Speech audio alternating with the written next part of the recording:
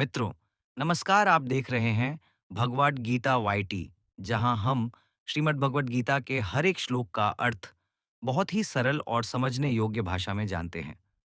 आज हम बात करने जा रहे हैं गीता के दूसरे अध्याय के एक अत्यंत गहरे और प्रेरणादायक श्लोक की। संस्कृत श्लोक है, दुःखेष्वनुद्विग्नमना सुखेषु विगतस्पृह वीतराग भय क्रोध स्थित धीर मुनिरुच्यते। यह श्लोक भगवान श्री कृष्ण ने अर्जुन से कहा था, जब वे युद्ध भूमि में अपने कर्तव्य से विचलित हो रहे थे, जब उनका मन मोह, दुख और भ्रम से भरा था।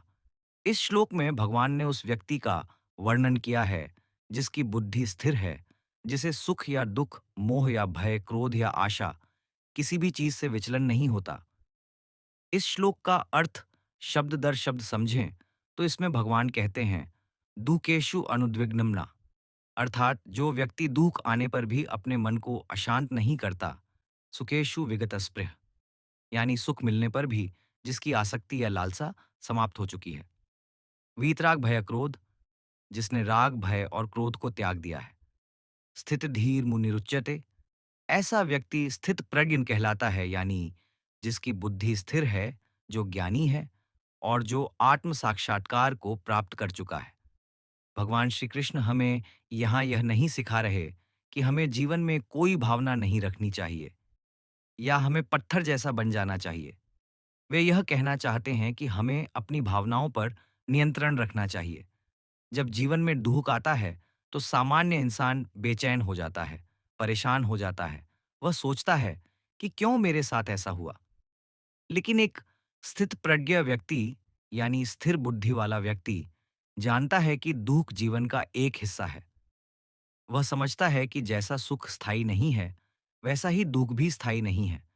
इसलिए वह किसी भी परिस्थिति में खुद को शांत रखता है। अब सोचिए, हमारे जीवन में कितनी बार ऐसा होता है कि जब कुछ बुरा होता है तो हम बहुत ज्यादा दुखी हो जाते हैं, और जब कुछ अच्छा होता है तो बहुत उत्साहित। लेकिन धीरे धीरे हम पाते हैं कि यह दोनों ही भाव स्थायी नहीं है। एक दिन की खुशी अगले दिन किसी चिंता में बदल जाती है, और एक दिन का दुख अगले दिन किसी खुशी में। जीवन एक नदी की तरह है, जिसमें भावनाएं लहरों की तरह आती जाती रहती हैं। श्री कृष्ण कहते हैं कि जो व्यक्ति इन लहरों के साथ बह नहीं जाता, बल्कि शांत होकर उन्हें देखता है, वही वास्तव में ज्ञानी है। सुकेशु विगत स्पृह का अर्थ बहुत गहरा है। इसका मतलब यह नहीं कि व्यक्ति को जीवन के सुखों की इच्छा नहीं रखनी चाहिए, बल्कि यह है कि उसे उन सुखों से चिपक कर नहीं रहना चाहिए। जैसे कोई व्यक्ति मेहनत करके कुछ अच्छा हासिल करता है, नौकरी, पैसा, सम्मान, तो उसका आनंद लेना बुरा नहीं है। लेकिन अगर वही आनंद हमारी आसक्ति बन जाए, तो हम निर्भर हो जाते हैं, और जब वह चीज छिन जाती है तो हम टूट जाते हैं। श्री कृष्ण हमें यही सिखा रहे हैं कि जो सुख है वह अस्थाई है, और जो दुख है वह भी अस्थाई है। इसलिए दोनों में संतुलन बनाए रखना ही ज्ञान है। फिर भगवान कहते हैं, वीतराग भय क्रोध, यानी जिसने राग, भय और क्रोध को त्याग दिया है। राग का मतलब होता है आसक्ति या मोह। जब हम किसी चीज से बहुत ज्यादा लगाव रखते हैं, किसी व्यक्ति से, किसी वस्तु से, किसी परिणाम से, तो हम उस पर निर्भर हो जाते हैं। जब वह चीज हमारे पास होती है तो हमें आनंद होता है, और जब वह चली जाती है तो हम दुखी हो जाते हैं। एक ज्ञानी व्यक्ति इन सब बंधनों से मुक्त होता है।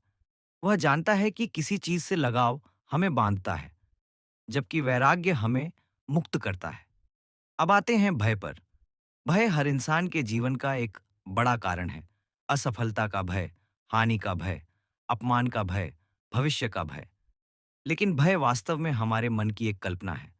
भगवान कहते हैं कि जो व्यक्ति आत्मा को जान लेता है, जो यह समझ जाता है कि आत्मा नष्ट नहीं होती, उसे कोई मार नहीं सकता, वह न जन्म लेती है, न मरती है, उस व्यक्ति के मन से भय समाप्त हो जाता है। जब मृत्यु का भय ही चला जाता है, तो जीवन का कोई और डर बाकी नहीं रहता। फिर आता है क्रोध। क्रोध हमेशा तब उत्पन्न होता है जब हमारी इच्छाएं पूरी नहीं होती, जब हमें लगता है कि चीजें हमारे हिसाब से नहीं हो रही हैं, तो हम क्रोधित हो जाते हैं। श्री कृष्ण हमें बताते हैं कि क्रोध बुद्धि को नष्ट कर देता है।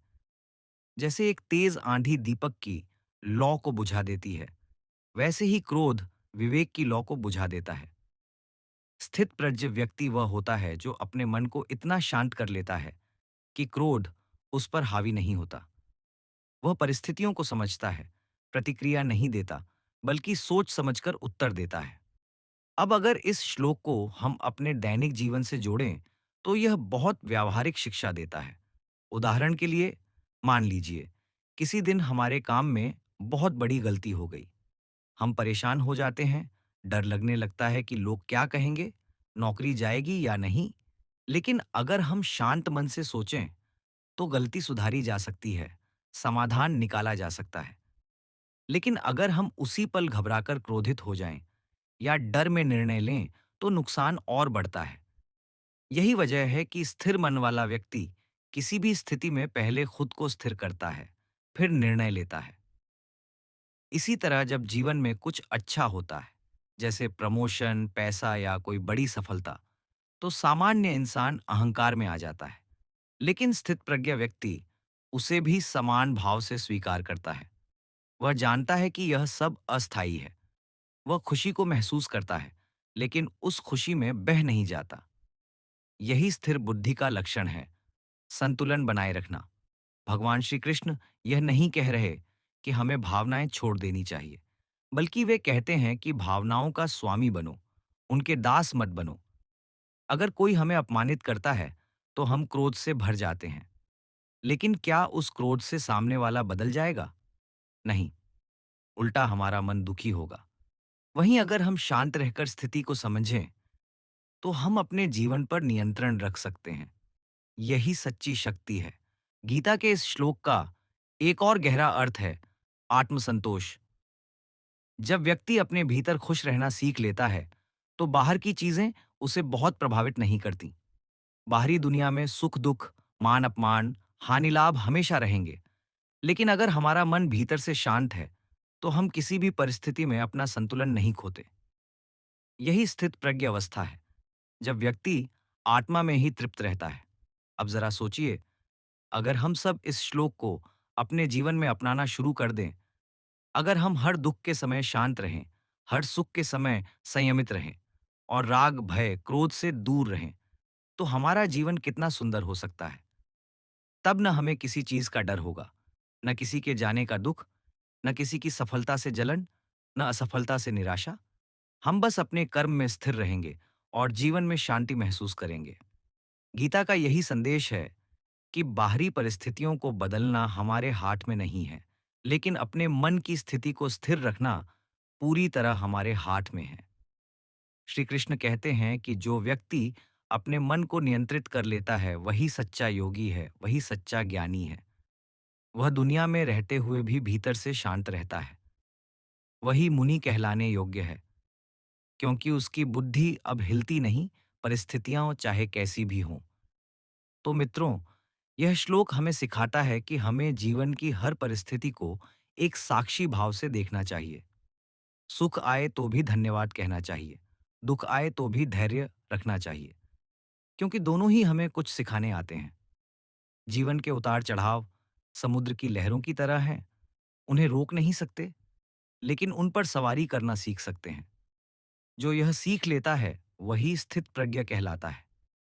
अगर आपको यह व्याख्या पसंद आई हो और इससे आपके मन को थोड़ी भी शांति मिली हो, तो इसे दूसरों तक जरूर पहुंचाइए, क्योंकि श्रीमद् भगवद गीता का ज्ञान तभी सार्थक है जब हम इसे अपने जीवन में उतारें और दूसरों को भी इससे प्रेरित करें। अगर आप भी अपने जीवन में मन की शांति और आत्मनियंत्रण पाना चाहते हैं, तो चैनल भगवद गीता वाईटी को सब्सक्राइब करें, बेल आइकन दबाएं, ताकि अगला श्लोक सबसे पहले आप तक पहुंचे। धन्यवाद।